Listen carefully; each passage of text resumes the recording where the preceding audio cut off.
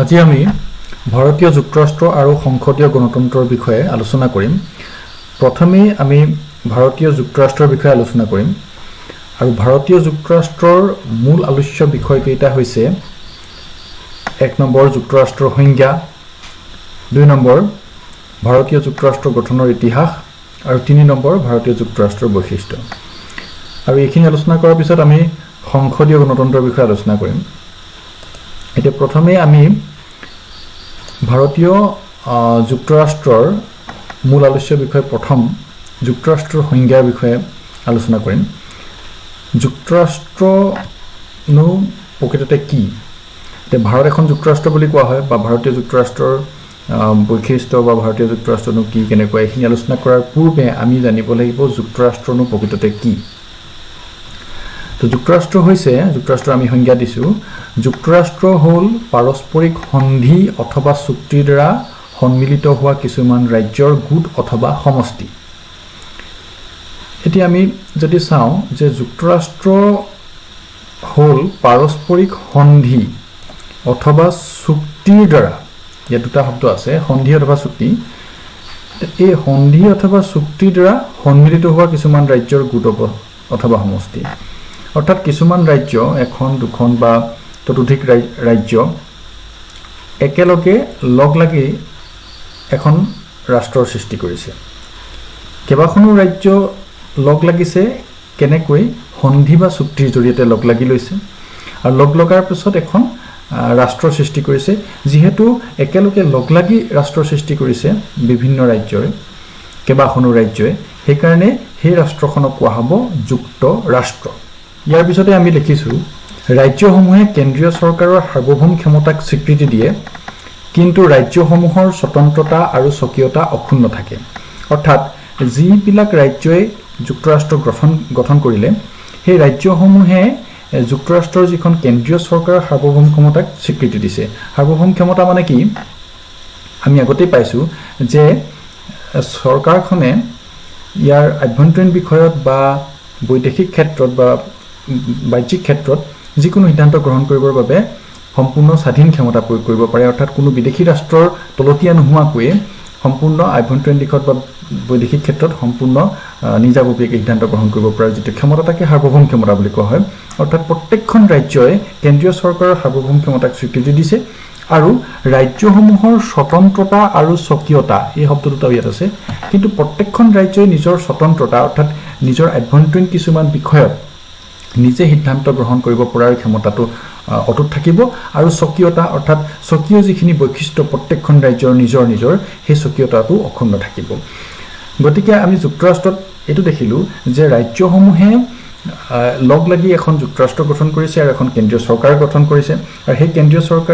চৰকাৰৰ হাতত সাৰ্বভৌম ক্ষমতা অৰ্পণ কৰিছে। কিন্তু তৎসত্ত্বেও ৰাজ্যসমূহৰ নিজৰ ৰাজ্যৰ ভিতৰত সিদ্ধান্ত গ্ৰহণ কৰিব, আইন প্ৰণয়ন আৰু আইন বলবৎ কৰিবৰ কাৰণে স্বতন্ত্ৰতা থাকিব আৰু নিজৰ স্বকীয় বৈশিষ্ট্যও অটুট ৰাখিব পাৰিব। তো এনেকুৱা ৰাষ্ট্ৰ ব্যৱস্থাকে কোৱা হয় যুক্তৰাষ্ট্ৰ। যুক্তৰাষ্ট্ৰৰ গৃহভূমি বুলি কোৱা হয় আমেৰিকা যুক্তৰাষ্ট্ৰ। গতিকে আমেৰিকা যুক্তৰাষ্ট্ৰনো কেনেকৈ সৃষ্টি কৰিলে ৰাজ্যসমূহে লগ লাগি, তাৰ বিষয়ে আমি অকণমান আভাস ল'বলৈ চেষ্টা কৰিম। ইয়াত আমি দেখিছোঁ যে এইখন 1783 পৰা 1853 এই সময়ছোৱাত কেনেকৈ আমেৰিকা যুক্তৰাষ্ট্ৰ গঠন হৈছে। প্ৰথমে আমি সোঁহাতে যদি চাওঁ, ইয়াত আমি দেখিছোঁ যে অৰিজিনেল 13 কলনিজ। আমেৰিকা যুক্তৰাষ্ট্ৰখন আজি যিটো পৰ্যায়ত আমি দেখিছোঁ, যিখন মেপ আমি দেখিছোঁ, প্ৰকৃততে প্ৰথম অৱস্থাত তেনেকুৱা নাছিল। দেশৰ চাৰিসীমা সদায় কেতিয়াও একে নাথাকে, আমি ইতিহাসত এইটো কথা গম পাইছোঁৱেই। প্ৰথম অৱস্থাত মাত্ৰ 13খন ব্ৰিটিছ কলনীয়ে লগ লাগি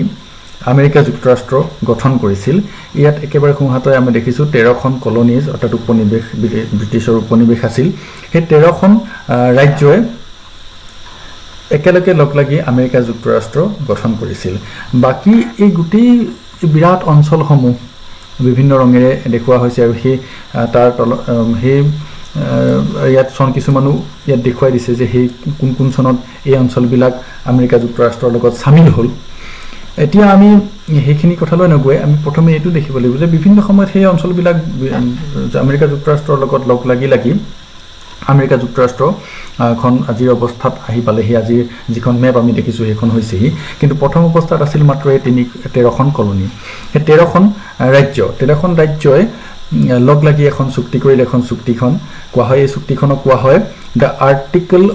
অফ কনফেডাৰেশ্যন এই 13খন ৰাজ্যই এই চুক্তিখন আমি আগতে পাইছোঁ নহয় যে যুক্তৰাষ্ট্ৰ হ'ল পাৰস্পৰিক সন্ধি এই সন্ধি অথবা চুক্তি গতিকে 13খন কলনীৰ মাজত এই 13খন কলনী বা 13খন ৰাজ্যৰ মাজত এইখন চুক্তি হ'ল এই চুক্তিখনৰ জৰিয়তে এইখন কোৱা হয় আৰ্টিকল অফ কনফেডাৰেশ্যন এই চুক্তিৰ জৰিয়তে ইউনাইটেড ষ্টেটছ অফ আমেৰিকা এই আমেৰিকা যুক্তৰাষ্ট্ৰ গঠন কৰিলে আৰু এই চুক্তিখনৰ জৰিয়তে আমেৰিকা যুক্তৰাষ্ট্ৰৰ ভেটি স্থাপন কৰা হৈছিল কিন্তু আমেৰিকা যুক্তৰাষ্ট্ৰই 13খন ৰাজ্য গঠন কৰিলেও প্ৰত্যেকখন ৰাজ্যৰ নিজৰ স্বতন্ত্ৰতা আৰু স্বকীয়তা অটুট ৰাখিছে আৰু সেইবাবে যিখন নিউ হেম্পশ্বায়াৰ নামৰ যিখন ৰাজ্য আছিল নিউ হেম্পশ্বায়াৰ ৰাজ্যখন ইয়াতে আছে মই তোমালোকক যদি ৰঙেৰে দেখাওঁ তেনেহ'লে এইখন হৈছে নিউ হেম্পশ্বায়াৰ তো সেই নিউ হেম্পশ্বায়াৰে প্ৰথম নিজৰ নিজাববীয়া সংবিধানখন প্ৰণয়ন কৰিছিল এখন নিউ হেম্পশ্বায়াৰৰ সংবিধান তো ইয়াত লিখিছোঁ new Hampshire was the first state two create a new constitution গতিকে প্ৰত্যেকখন ৰাজ্যই নিজৰ এখন সংবিধানো প্ৰণয়ন কৰিছিল আৰু একেলগে লগ লাগি আমেৰিকা যুক্তৰাষ্ট্ৰৰ ভেটি স্থাপন কৰিছিল আৰু এনেদৰে প্ৰত্যেকখন ৰাজ্যই নিজৰ সংবিধান প্ৰস্তুত কৰিছিল আৰু আমেৰিকা যুক্তৰাষ্ট্ৰৰ প্ৰত্যেকখন ৰাজ্যই নিজৰ সেই অঞ্চলত বাস কৰা সেই ৰাজ্যখনত বাস কৰা নাগৰিকক নাগৰিকত্ব প্ৰদান কৰিছিল গতিকে আমি ইয়াৰ পৰা এটা অনুমান কৰিব পাৰোঁ যে আমেৰিকাৰ এজন নাগৰিক প্ৰথমতে তেওঁ যিখন ৰাজ্যত বাস কৰে সেই ৰাজ্যখনৰ নাগৰিক আৰু তাৰপিছত আমেৰিকা যুক্তৰাষ্ট্ৰৰ নাগৰিক গতিকে আমেৰিকা যুক্তৰাষ্ট্ৰৰ এজন ব্যক্তি এজন নাগৰিকৰ দুটা নাগৰিকত্ব থাকে প্ৰথমে তেওঁ যিখন ৰাজ্যৰ নাগৰিক যিখন ৰাজ্যৰ তেওঁ বাসিন্দা সেইখনৰ তেওঁ নাগৰিক আৰু আমেৰিকা যুক্তৰাষ্ট্ৰৰ তেওঁ নাগৰিক গতিকে আমি আমেৰিকা যুক্তৰাষ্ট্ৰৰ যিটো ধাৰণা সেই ধাৰণাৰ পৰা যুক্তৰাষ্ট্ৰৰ বিষয়ে এটা থুলমূল আভাস এটা আমি পাইছোঁ আমি আমেৰিকা যুক্তৰাষ্ট্ৰ যি ধৰণে গঠন হৈছিল সেই গঠন হোৱাৰ প্ৰক্ৰিয়াটোৰ পৰা আমি অনুভৱ কৰিব পাৰিছোঁ যে যুক্তৰাষ্ট্ৰৰ গঠননো কেনেদৰে হয় বা যুক্তৰাষ্ট্ৰনো প্ৰকৃততে তাৰ বৈশিষ্ট্যনো কি থাকে গতিকে আমি যদি এই গোটেই আমেৰিকা যুক্তৰাষ্ট্ৰৰ গোটেই গঠনৰ ঘটনাক্ৰমৰ পৰা আমি যুক্তৰাষ্ট্ৰৰ বৈশিষ্ট্যবিলাক যদি আমি অনুধাৱন কৰিব বিচাৰোঁ তেনেহ'লে আমি দেখিম যে যুক্তৰাষ্ট্ৰ চৰকাৰৰ বৈশিষ্ট্য ইয়াত লিখাই আছে আৰু আমি উদাহৰণ হিচাপে লৈছোঁ আমেৰিকা যুক্তৰাষ্ট্ৰকে কাৰণ আমেৰিকা যুক্তৰাষ্ট্ৰই হৈছে যুক্তৰাষ্ট্ৰৰ গৃহভূমি গতিকে যুক্তৰাষ্ট্ৰ আৰু এককেন্দ্ৰিক চৰকাৰ দুয়োটাৰ মাজত কি পাৰ্থক্য আছে আৰু যুক্তৰাষ্ট্ৰৰ প্ৰকৃততে বৈশিষ্ট্যসমূহ কি এই বিষয়ে আমি নৱম শ্ৰেণীতে আমি পাই আহিছোঁ যদিও আমি এই ধাৰণাখিনি পাবৰ কাৰণে নৱম শ্ৰেণীৰ কথাখিনি আকৌ মনত পেলাব লাগিব গতিকে যুক্তৰাষ্ট্ৰৰ চৰকাৰত আমি প্ৰথম যিকেইটা বৈশিষ্ট্য দেখিলোঁ সেইটো হৈছে ক্ষমতাৰ বিকেন্দ্ৰীকৰণ আছে ক্ষমতাৰ বিকেন্দ্ৰীকৰণ 2 নম্বৰতে আছে ক্ষমতাৰ পৃথকীকৰণ 3 নম্বৰত লিখিত আৰু দৃঢ় সংবিধান যুক্তৰাষ্ট্ৰত সংবিধানখন লিখিত হয় আৰু দৃঢ় হয় অৰ্থাৎ দৃঢ় মানে কি সংবিধানখন সহজতে পৰিৱৰ্তন কৰিব নোৱাৰি সংবিধানখন পৰিৱৰ্তন কৰিবৰ কাৰণে বা সংবিধানখন সংশোধন কৰাটো এটা জটিল কথা সংবিধানখন যুক্তৰাষ্ট্ৰীয় চৰকাৰত সংবিধানখন সহজতে সলনি কৰিব নোৱাৰি দুই প্ৰকাৰৰ চৰকাৰ মানে কেন্দ্ৰীয় চৰকাৰ আৰু ৰাজ্য চৰকাৰ আমিতো দেখিলোৱেই যে যুক্তৰাষ্ট্ৰত এখন কেন্দ্ৰীয় চৰকাৰ গঠন কৰা হয় ৰাজ্যবিলাকৰ নিজৰ ৰাজ্য চৰকাৰো থাকে দ্বৈত নাগৰিকত্ব মানে আমি ইতিমধ্যে পাই আহিছোঁ যে ৰাজ্যবিলাকৰ নিজৰে এটা নাগৰিকত্ব প্ৰদান কৰা হয় নিজৰ অঞ্চলত বাস কৰা লোকসকলক নিজৰ ৰাজ্যৰ ভিতৰত বাস কৰা লোকসকলক এটা নাগৰিকত্ব প্ৰদান কৰা হয় আৰু সেই নাগৰিকসকলকো যুক্তৰাষ্ট্ৰৰ নাগৰিক হয় গতিকে ৰাজ্যৰ নাগৰিকত্ব পোৱা যায় আৰু যুক্তৰাষ্ট্ৰৰ নাগৰিক হয় গতিকে দুটা নাগৰিকত্ব থাকে আৰু স্বাধীন ন্যায়পালিকা অৰ্থাৎ ন্যায়পালিকা স্বাধীনভাৱে কাম কৰিব পাৰে ন্যায়পালিকা সংসদ বা যিটো বিধানমণ্ডলে ন্যায়পালিকাক প্ৰভাৱিত কৰিব নোৱাৰে ন্যায়পালিকাই স্বাধীনভাৱে কাৰ্য সম্পাদন কৰিব পাৰে আনহাতে এককেন্দ্ৰিক চৰকাৰত আমি দেখিছো যে শক্তিশালী কেন্দ্ৰীয় চৰকাৰ যথেষ্ট শক্তিশালী লিখিত অথবা অলিখিত সংবিধান লিখিত হ'ব পাৰে বা অলিখিত হ'ব পাৰে একক নাগৰিকত্ব ইয়াত দেখিছো দুৰ্বল ন্যায়পালিকা অৰ্থাৎ ন্যায়পালিকা দুৰ্বল হয় অৰ্থাৎ বিধানমণ্ডলে ন্যায়পালিকাৰ ওপৰত প্ৰভাৱ বিস্তাৰ কৰিব পাৰে বা সংসদে যিখন আইন প্ৰণয়ন কৰে তাত ন্যায়পালিকাই মাত মাতিব নোৱাৰে এই বিষয়ে আমি পাছলৈ আলোচনা কৰিম নমনীয় সংবিধান অৰ্থাৎ সংবিধানখন সংশোধন কৰিবলৈ সহজ যুক্তৰাষ্ট্ৰ আৰু এককেন্দ্ৰিক চৰকাৰৰ মাজত এই পাৰ্থক্যকেইটা আমি দেখিছো এই পৃথিৱীৰ মেপখনত ৰঙা ৰঙেৰে যিসমূহ দেশক চিহ্নিত কৰা হৈছে সেই দেশসমূহত যুক্তৰাষ্ট্ৰীয় ব্যৱস্থাৰ প্ৰৱৰ্তন কৰা হৈছে সেই দেশসমূহত যুক্তৰাষ্ট্ৰীয় ব্যৱস্থা প্ৰৱৰ্তন কৰা হৈছে আমি এই মেপখনৰ পৰা বিচাৰি উলিয়াব পাৰিম যে কোন ৰাষ্ট্ৰত বা কোন দেশত যুক্তৰাষ্ট্ৰীয় ব্যৱস্থা প্ৰৱৰ্তন কৰা হৈছে তাৰ ভিতৰতে আমি ইউনাইটেড ষ্টেটছ অফ আমেৰিকা বা USA বা আমেৰিকা যুক্তৰাষ্ট্ৰ দেখিছোৱে যে আমেৰিকা যুক্তৰাষ্ট্ৰতে প্ৰথম যুক্তৰাষ্ট্ৰীয় ব্যৱস্থা প্ৰৱৰ্তন কৰা হৈছিল তাৰ পিছত আমি দেখিছো কানাডা ব্ৰাজিল এনেকৈ আমাৰ ভাৰতো যুক্তৰাষ্ট্ৰীয় ব্যৱস্থা প্ৰৱৰ্তন কৰা হৈছে গতিকে ভাৰততো ৰঙা ৰং দিয়া হৈছে তেনেকৈ বাকিবোৰ দেশতো আমি দেখিছো গতিকে তোমালোকে এই মানচিত্ৰখনৰ পৰা পৃথিৱীৰ কোন দেশত যুক্তৰাষ্ট্ৰীয় ব্যৱস্থাৰ প্ৰৱৰ্তন কৰা হৈছে সেইখিনি বিচাৰি উলিয়াব পাৰিবা নামবিলাক লিখাই আছে এই মেপখনৰ তলত লিখা আছে যে though only 25 of the world's 192 countries have federal political systems অৰ্থাৎ পৃথিৱীত 192খন ৰাষ্ট্ৰ আছে তাৰ ভিতৰতে মাত্ৰ 25খনতহে যুক্তৰাষ্ট্ৰীয় ব্যৱস্থাৰ প্ৰৱৰ্তন কৰা আছে their citizens make up of 40% of the world population কিন্তু গোটেই সমগ্ৰ পৃথিৱীৰ যিমান জনসংখ্যা আছে তাৰে 40% মানুহ আকৌ এই যুক্তৰাষ্ট্ৰীয় ব্যৱস্থাৰ দেশবিলাকতে বাস কৰে অৰ্থাৎ পৃথিৱীৰ 40% মানুহ যুক্তৰাষ্ট্ৰীয় ব্যৱস্থাত বাস কৰে most of the large countries of the world are federations অৰ্থাৎ পৃথিৱীৰ ডাঙৰ দেশবিলাক অৰ্থাৎ যিবিলাক দেশৰ মাটিকালি ডাঙৰ বেছি আৰু জনসংখ্যাও বেছি সেইবিলাক দেশত যুক্তৰাষ্ট্ৰীয় ব্যৱস্থা প্ৰৱৰ্তন কৰা হৈছে কিন্তু ইয়াতে এটা ইন্টাৰেষ্টিং কথা লিখিলে can you notice an exception to this rule in this map এই যেটো নিয়ম বা এই যেটো আমাৰ প্যাটাৰ্ন আমি দেখিছো যে পৃথিৱীৰ ডাঙৰ দেশবিলাকত যুক্তৰাষ্ট্ৰীয় ব্যৱস্থা প্ৰৱৰ্তন কৰা আছে তাৰে কিবা এটা ব্যতিক্ৰম তোমালোকে মেপখনত দেখিছা নেকি এই প্ৰশ্নটো ভালকৈ শুনা আৰু এই প্ৰশ্নটোৰ উত্তৰটো তোমালোকে নিজে বিচাৰিবলৈ চেষ্টা কৰা এতিয়া আমি আৰু অকমান ভালদৰে এই গোটেই কথাকিটাৰ অৰ্থ বিচাৰিবলৈ চেষ্টা কৰিম তেতিয়া আমি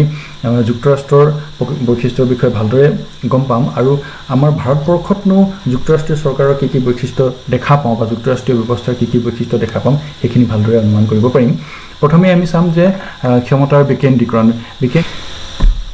এতিয়া আমি চাম ক্ষমতাৰ বিকেন্দ্ৰীকৰণ মানে কি ইয়াত আমি লিখিছো যে যুক্তৰাষ্ট্ৰীয় ব্যৱস্থাৰ বৈশিষ্ট্যত প্ৰথমে লিখা আছে ক্ষমতাৰ বিকেন্দ্ৰীকৰণ মানে কেন্দ্ৰৰ পৰা ক্ষমতা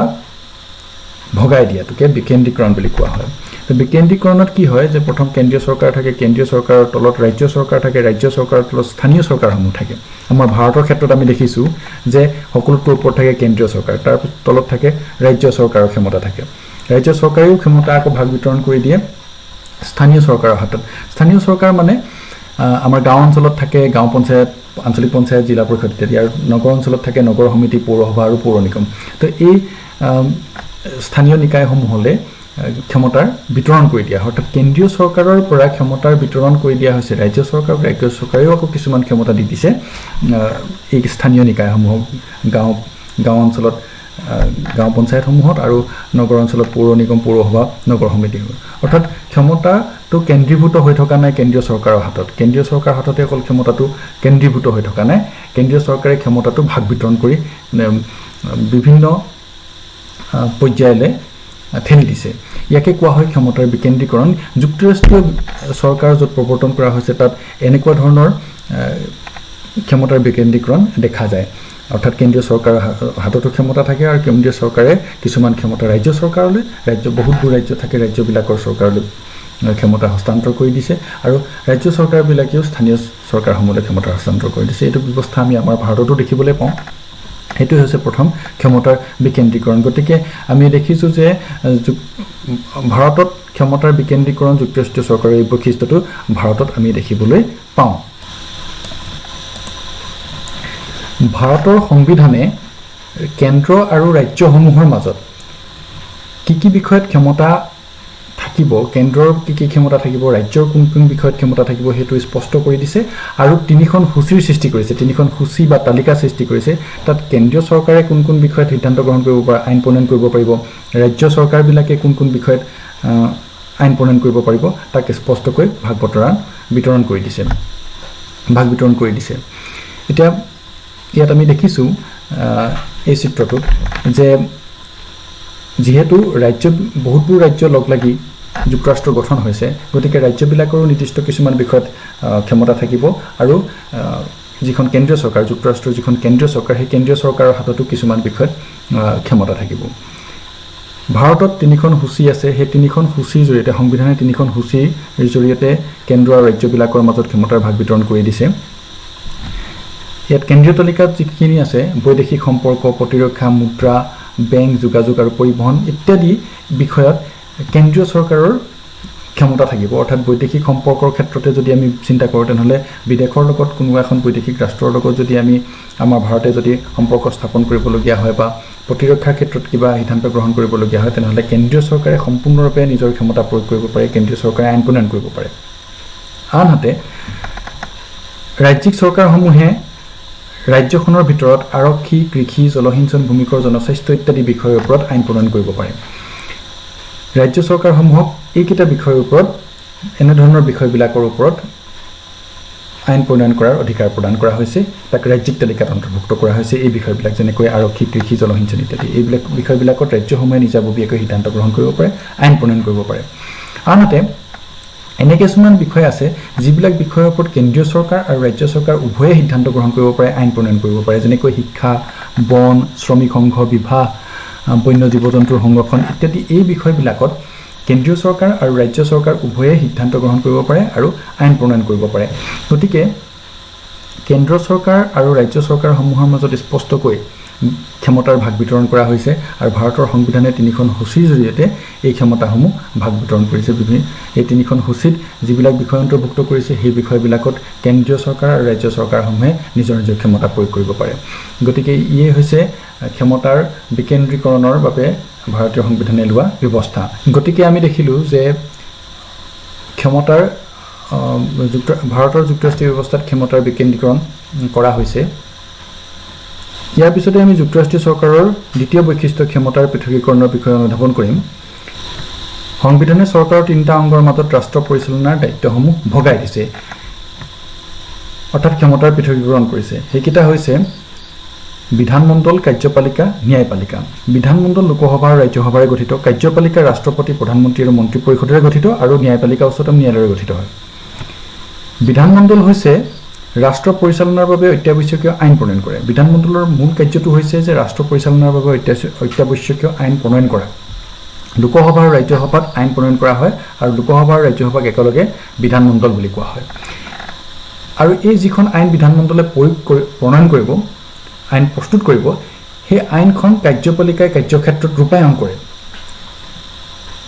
আইন লোকসভা আৰু ৰাজ্যসভা অৰ্থাৎ বিধানমণ্ডলে প্ৰস্তুত কৰে আৰু সেই প্ৰণয়ন কৰা আইনখন কাৰ্যক্ষেত্ৰত প্ৰয়োগ কৰে কাৰ্যপালিকাই। আৰু ন্যায়পালিকাই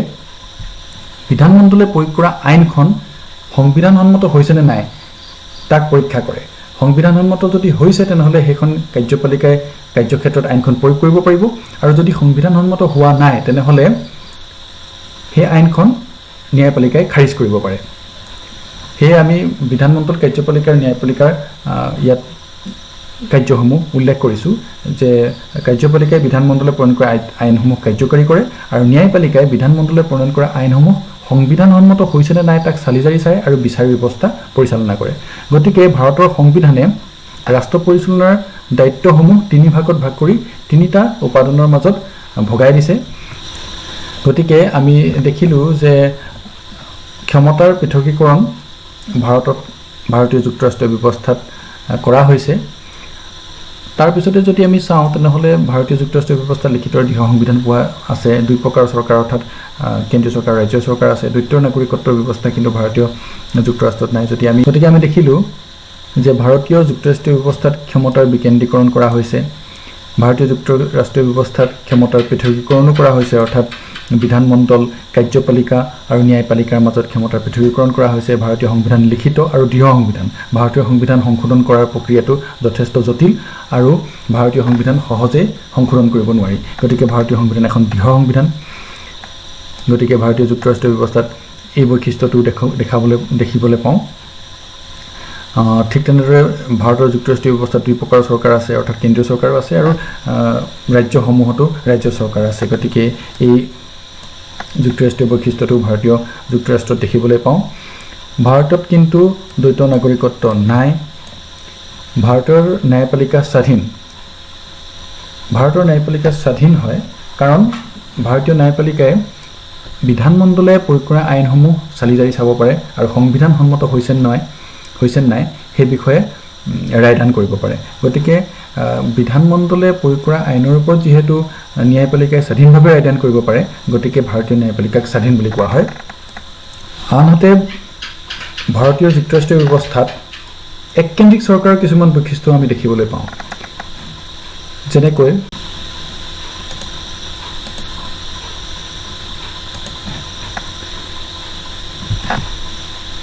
শক্তিশালী কেন্দ্ৰীয় চৰকাৰ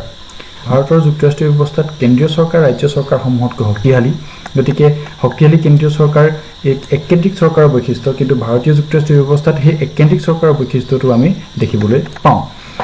ভাৰতীয় সংবিধান লিখিত হয় গতিকে লিখিত অথবা অলিখিত সংবিধান এই চৰ্তটো আমি নেদেখোঁ একক নাগৰিকত্ব ভাৰতৰ নাগৰিকত্ব একক নাগৰিকত্ব ভাৰতত দ্বৈত নাগৰিকত্ব ব্যৱস্থা নাই ভাৰতত নাগৰিকত্ব একক নাগৰিকত্ব হয় অৰ্থাৎ ভাৰতৰ যিকোনো এখন ৰাজ্যৰ নাগৰিক ভাৰতৰ নাগৰিক ভাৰতত ৰাজ্যসমূহে বেলেগকৈ নাগৰিকত্ব প্ৰদান নকৰে গতিকে ভাৰতত একক নাগৰিকত্ব ব্যৱস্থা প্ৰচলন আছে আনহাতে দুৰ্বল ন্যায়পালিকা ভাৰতৰ ন্যায়পালিকা দুৰ্বল নহয় ভাৰতৰ ন্যায়পালিকা স্বাধীন ন্যায়পালিকা আৰু সবল ন্যায়পালিকা গতিকে এই বৈশিষ্ট্যটো আমি নেদেখোঁ আৰু ভাৰতীয় সংবিধান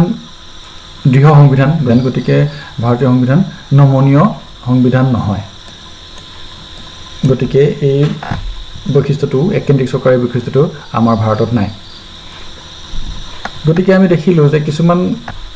যুক্তৰাষ্ট্ৰীয় চৰকাৰৰ বৈশিষ্ট্য ভাৰতীয় যুক্তৰাষ্ট্ৰত আছে কিন্তু কিছুমান এককেন্দ্ৰীয় চৰকাৰৰ বৈশিষ্ট্য ভাৰতীয় যুক্তৰাষ্ট্ৰত নিহিত হৈ আছে